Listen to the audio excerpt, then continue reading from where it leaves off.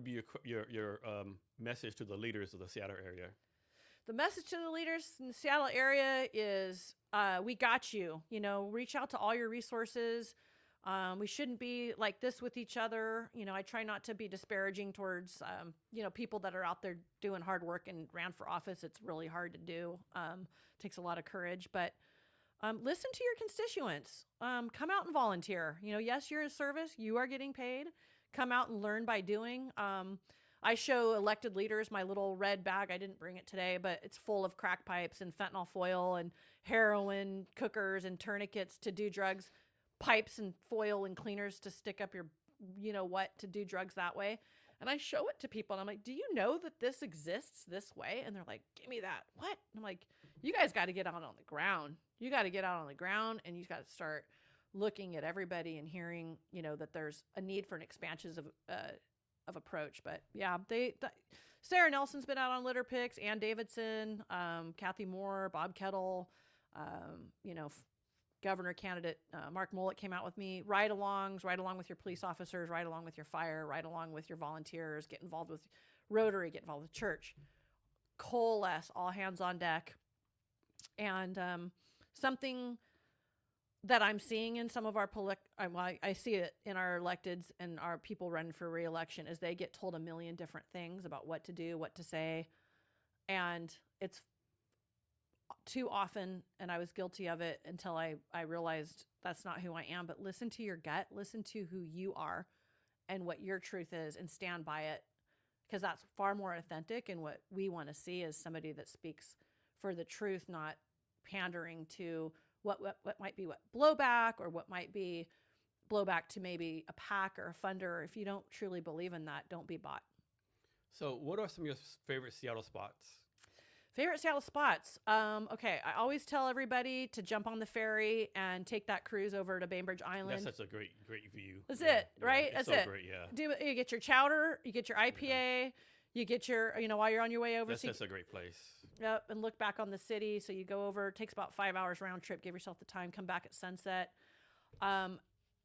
I always tell people to go on that dang Wings Over Washington ride. It makes me cry every time you go on. I haven't heard of that one. What it's is right that? by the Ferris wheel. It's this like $15 little like fair ride. You go in and it's virtual and you like fly over the state of Washington and you see orca whales jumping and the hydroplanes and the mountains. And so depending on what you're flying over, you might get splashed with water or smell tulips from the tulip farms. And so it's a great way to see all of Washington in like 8 minutes.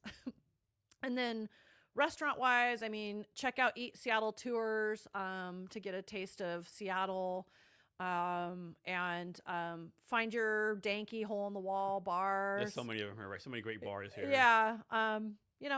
Get to know your locals, ask around, but catch a game if you're, here for favorite thing I like to do when I was traveling around the world was, go to a soccer game. Mariners are playing, catch a Mariners game, watch the Seahawks, the Storm, the Mariners. We have such a world-class city. It's just why I love it so much, and it's worth saving. So how about some underrated spots that maybe people don't know about? Gosh, the hidden gems. 5 Point, people kind of go there. 5 Point Cafe over in Tillicum Park is just rich with history, and they're open 24 hours, so that's always great.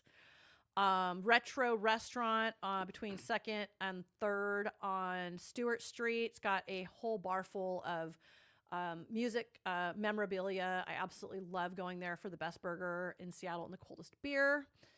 And what's another underestimate? Got to keep my Belltown people happy. For Italian, we got to go with Bar Cotto on 2nd Avenue. Give a shout out to Brandon. So is there anything else I haven't asked you yet, or anything else you want to talk about?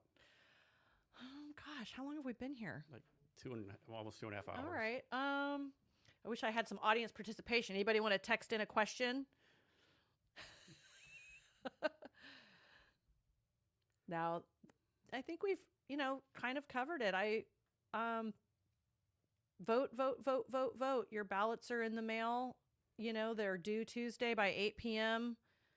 And I believe we would be a completely different society if we had better turnout. And I just think that people underestimate the power of their vote.